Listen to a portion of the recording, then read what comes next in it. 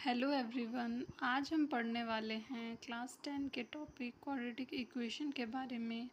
आज की video introduction video है जिसमें हम क्वाड्रेटिक इक्वेशन के बारे में और उसके सल्यूशन को निकालने के लिए यूज़ करने वाले डिफरेंट मेथड्स के बारे में पढ़ेंगे। आइए क्वाड्रेटिक इक्वेशन को पढ़ने से पहले हम कुछ चीज़ों को रिविजिट करें। हमने क्लास 9 में पॉलिनोमियल्स के बारे में पढ़ा था। वहाँ पे हमने इसकी 3 कैटेगरीज लीनियर, क्वाड्रेटिक और क्यूबिक के बारे में अच्छे से पढ़ा था। हमने पढ़ा था कि लीनियर पॉलिनोमियल वो होते हैं जिनके वेरिएबल की हाईएस्ट डिग्री 1 हो, जैसे 2x + 3। और क्वाड्रेटिक पॉलिनोमियल वो होते हैं जिनके वेरिएबल की हाईएस्ट डिग्री 2 होती है। वहीं क्यूबिक पॉलिनोमियल वो होते हैं जिनके वेरिएबल की हाईएस्ट डिग्री 3 होती है। यहाँ पर हम क्वाड्रेटिक पॉलिनोमियल की बात करते हैं कि क्वाड्रेटिक पॉलिनोमियल कब क्वाड्रेटिक इक्वेशन बन जाते हैं। क्वाड्रेटिक पॉलिनोमियल क्वाड्रेटिक इक्वेशन तब बन जाता है जब हम उसे ज़ीरो के सामने इक्वेट करके लिखते। Now let us discuss what is a quadratic equation. By definition, a quadratic equation in the variable x is an equation of the form ax square plus bx plus c is equal to 0, where a, b and c are real numbers and a cannot be equal to 0. यानी एक quadratic equation किसी variable x में वह equation है जिसे हम ax square plus bx plus c is equal to 0 की form में लिख सकते हैं। यहाँ पर a, b और c रियल नंबर्स होंगे और a कभी भी 0 के बराबर नहीं हो सकता, क्योंकि अगर a 0 के बराबर हो गया तो पहली पूरी की पूरी टर्म यानी ax स्क्वायर 0 हो जाएगी और इक्वेशन की हाईएस्ट डिग्री 2 नहीं रहेगी। और अगर इक्वेशन की हाईएस्ट डिग्री 2 नहीं होगी तो वो एक क्वाड्रेटिक इक्वेशन नहीं कहलाई जाएगी। इसे लिखने का स्टैंडर्ड फॉर्म है 2x square plus 3x minus 1 is equal to 0। यह इसकी स्टैंडर्ड फॉर्म में लिखा हुआ एक एग्जाम्पल है। हालांकि हम इसे नीचे दिए गए 2 एग्जाम्पल के तौर पर भी लिख सकते हैं, लेकिन हमेशा क्वाड्रेटिक इक्वेशन के अंतिम आंसर को यानी आखिरी आंसर को उसके स्टैंडर्ड फॉर्म में ही रिप्रेजेंट किया जाता है।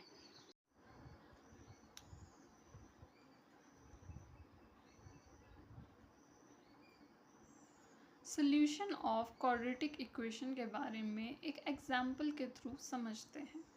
एग्जाम्पल है 2x square minus 3x plus 1 is equal to 0। Let's suppose हम यहाँ पे x की वैल्यू 1 पुट करते हैं। अगर हम यहाँ पे x की वैल्यू 1 पुट करेंगे तो हमारे पास क्या रिजल्ट्स आएंगे? कुछ ऐसा 2 इंटू 1 का square minus 3 into 1 plus 1 is equal to 0। इसे सॉल्व करने पे हमें क्या मिलेगा? 2 minus 3 plus 1 is equal to 0। इसे इक्वेट करने के बाद हमें मिलेगा 0 इज इक्वल टू 0, यानी left hand side is equal to right hand side. इधर x की वैल्यू 1 पुट करने से हमें ये पता चलता है कि x इज इक्वल टू 1 इस इक्वेशन का एक रूट है।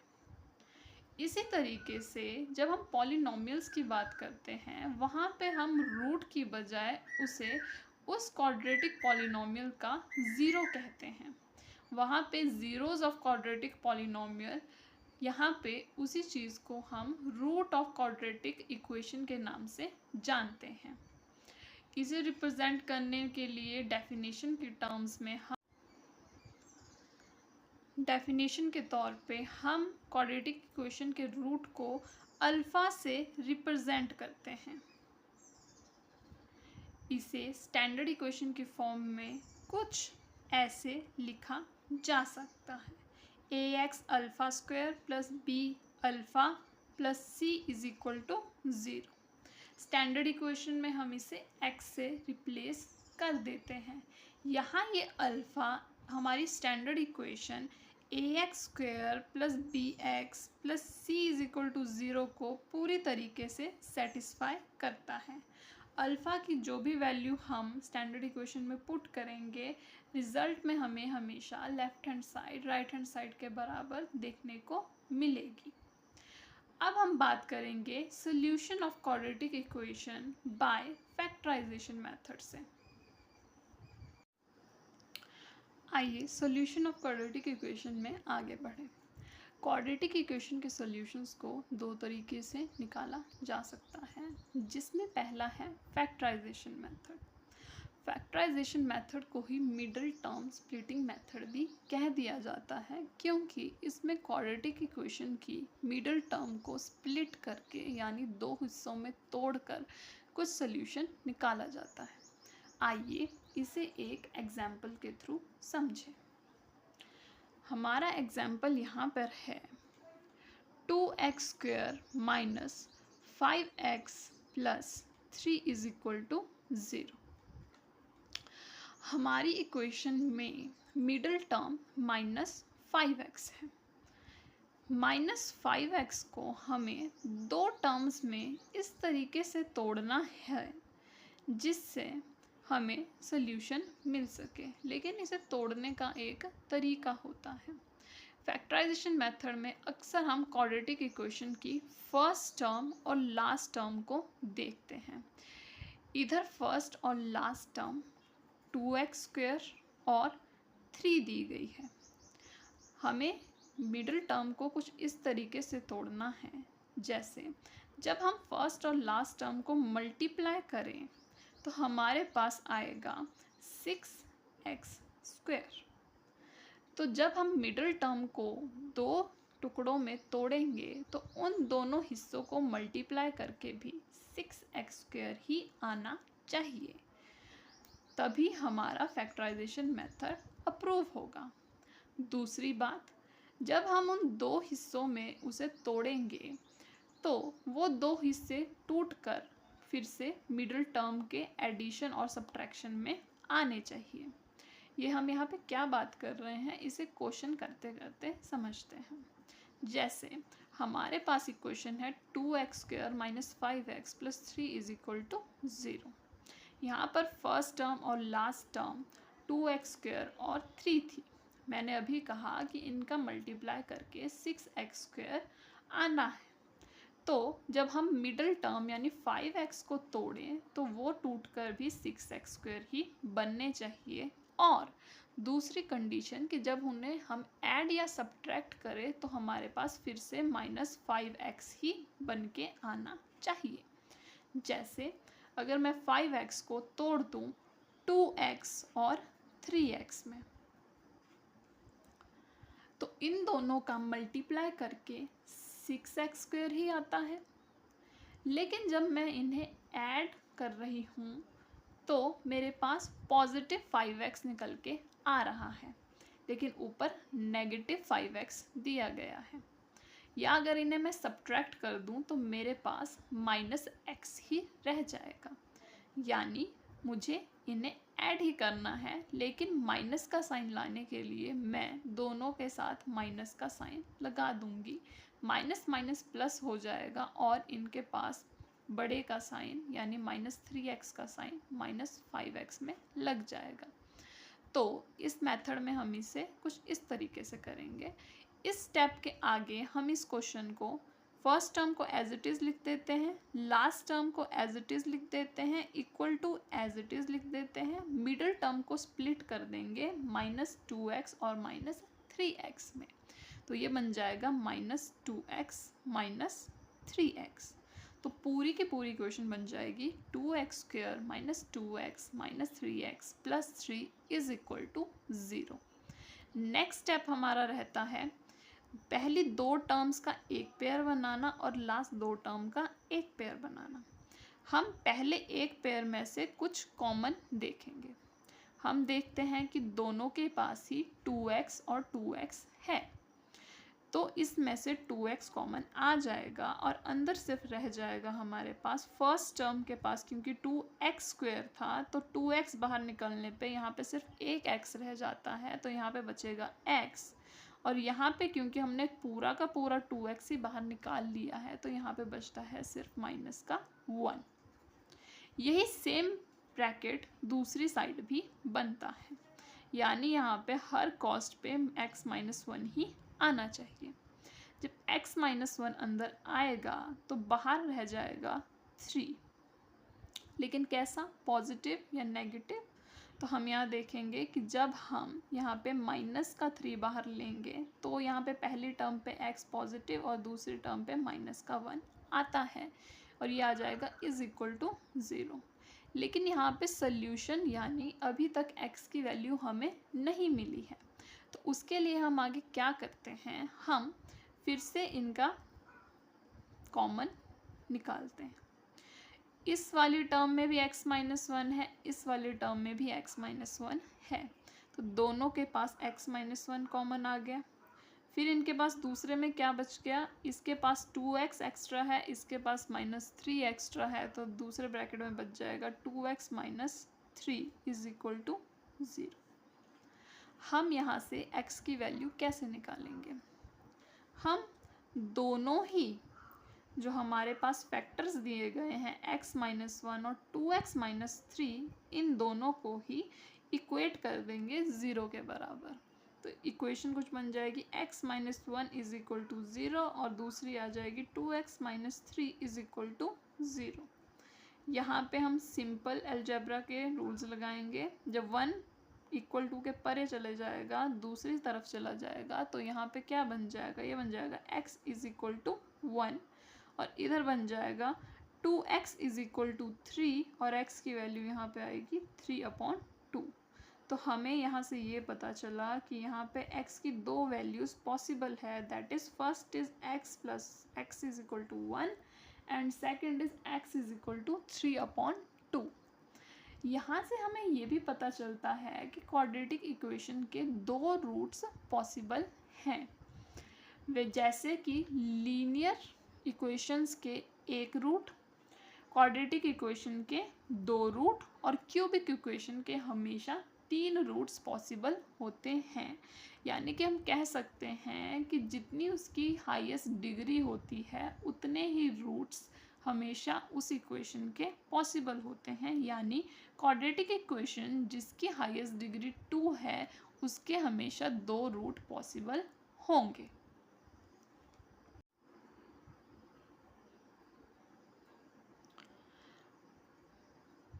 क्वाड्रेटिक इक्वेशन में आगे बढ़ते हुए अब हम पढ़ते हैं नेचर ऑफ रूट्स के बारे में। नेचर ऑफ रूट्स डिसाइड करते हैं कि रूट्स यानी सल्यूशन जो क्वाड्रेटिक इक्वेशन का निकल के आ रहा है वो कैसा होगा। हमने अभी अभी देखा कि क्वाड्रेटिक इक्वेशन के 2 रूट्स पॉसिबल होते हैं, लेकिन वो कैसे होंगे, कैसे होने से मेरा मतलब है कि क्या वो दोनों अलग अलग वैल्यूज़ आएंगी, क्या वो दोनों सेम वैल्यूज़ आएंगी, इसका पता हमें नेचर ऑफ रूट टॉपिक में पता चलेगा। देखें, हम पहले क्वाड्रेटिक इक्वेशन की स्टैंडर्ड फॉर्म लिखते हैं, वो है ax² plus bx plus c is equal to 0। इस इक्वेशन को सल्यूशन फाइंड आउट करने के लिए दूसरा तरीका एक फॉर्मूला रहता है। वो फॉर्मूला कुछ इस तरीके से है, x is equal to minus B plus minus under the root b² minus 4ac upon 2a। यहाँ पे a, b और c की वैल्यूज़ आपको इक्वेशन से मिल जाएगी। a x² का कोफिशिएंट होगा, b x का कोफिशिएंट होगा और c वहाँ पे एक कांस्टेंट वैल्यू को रिप्रेजेंट करता है। लेकिन यहाँ पर एक बात ध्यान देने की है, यहाँ पर ये जो रूट के अंदर हम वैल्यू लिख रहे हैं that is b² minus 4ac, इसके ऊपर डिपेंड करेगा कि आपकी इक्वेशन का सल्यूशन निकलेगा या कैसा निकलेगा या नहीं निकलेगा। यहाँ पर b² माइनस 4ac को हम d से रिप्रेजेंट कर सकते हैं। हम कह सकते हैं कि d इज इक्वल टू होता है b² माइनस 4ac, यहाँ ये d है क्या? d कहलाता है हमारा डिस्क्रिमिनेंट। जी हाँ, हम इसे कहते हैं डिस्क्रिमिनेंट। ये डिस्क्रिमिनेंट यहाँ पर इस फॉर्मूले या क्वाड्रेटिक इक्वेशन के सॉल्यूशन के लिए इम्पॉर्टेंट रोल प्ले करता है। अगर हम किसी इक्वेशन में d की वैल्यू b² माइनस 4ac निकालेंगे, तो अगर उस d की वैल्यू ग्रेटर देन 0 आ गई, यानी कोई पॉजिटिव नंबर आ गया, तो हम हमेशा देखेंगे कि जब हम इस फॉर्मूले को अप्लाई करेंगे और वहाँ पे सोल्यूशन निकलेगा और रूट्स निकलेंगे, तो वो हमेशा दो डिस्टिंक्ट रियल रूट्स होंगे। दो डिस्टिंक्ट रियल रूट्स, यानी वो ऐसे रूट्स होंगी जो दो अलग अलग वैल्यू होल्ड करते होंगे। जैसे x is equal to 1, x is equal to 3, किसी केस में टू डिस्टिंक्ट रियल रूट्स हो सकते हैं। दूसरा केस हो सकता है कि वहाँ डिस्क्रिमिनेंट d की वैल्यू इक्वल टू 0 आ जाए। उस केस में वहाँ पर टू इक्वल रूट्स होंगे। कैसे टू इक्वल रूट्स होंगे? इक्वल रूट से मतलब दोनों ही x की वैल्यू सेम होगी। जैसे पहले x की वैल्यू आ जाए 3 और दूसरे भी x की वैल्यू आ जाए 3, तो हम बोलेंगे कि वहाँ पे टू इक्वल रूट्स प्रेजेंट हैं। टू इक्वल रूट्स को अक्सर कोइंसिडेंट रूट्स भी कहा जाता है। इन्हें हम कोइंसिडेंट रूट्स भी कह देते हैं।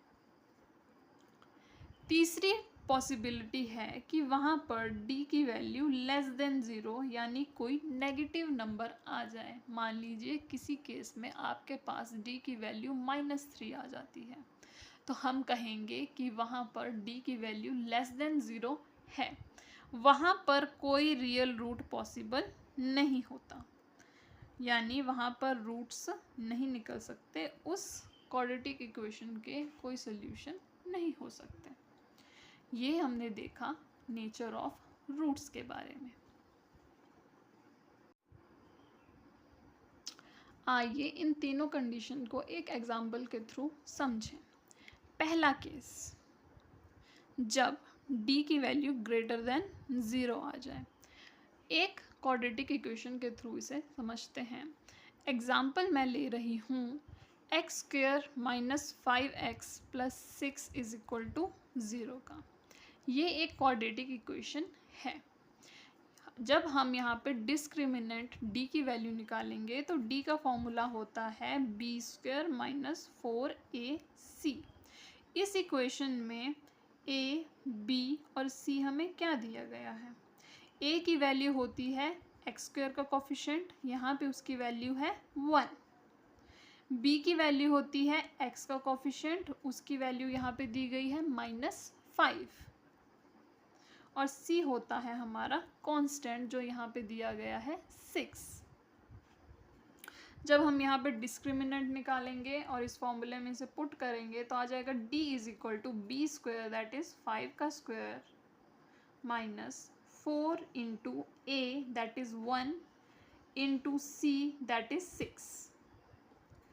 5 का स्क्वायर आ जाएगा 25 माइनस 4 इंटू 6 आ जाएगा 24। तो यहाँ पर d की वैल्यू आ जाएगी 25 minus 24 that is 1, which is greater than 0, which is a positive number. So we can say that in this case, when we find out the value of x, we will get two distinct real roots. Secondly, the second case is d is equal to 0, the case of two equal roots. For example, we take 3x square minus 2x plus 1 upon 3 is equal to 0. Let us find out the value of discriminant for it. d is equal to b² minus 4ac. a here is the value of coefficient of x², that is 3. b here is the value of coefficient of x, that is -2. And c is the constant value, that is 1 upon 3. Let us find out the discriminant. In this case, it will become b², that is -2 square minus 4 into a is 3, and c that is 1 upon 3. We can cancel 3 to 3. We will get 2 square, that is 4, and minus 4, it will become 0. Here we get discriminant d is equal to 0, and we find out that it is the case of two equal roots or also coincident roots. Third case, when d is less than 0, that is a negative value. Let us take an example, 2x square minus 4x plus 3. Discriminant formula d is equal to b square minus 4ac. Here a is equal to 2, b is equal to minus 4, and c is equal to 3. The value of coefficient of x square, the value of coefficient of x, and the constant value c. Let us find out d is equal to b square, that is minus 4 square minus 4ac. 4 into a is 2 and c is 3. 4 square 16 minus 4 2s are 8 and 8 3s are 24. When we will solve this, we will get minus 8, which is a negative value. So we can say that it is the case of no real roots. We do not have to find and put any formula to solve this because we will not get any answers. We will stop the question right there. So this was the introduction video for the chapter quadratic equation of class 10. In the next video, we will study the questions related to the exercises of this chapter according to the NCERT book. So see you in the next video, and thank you for watching.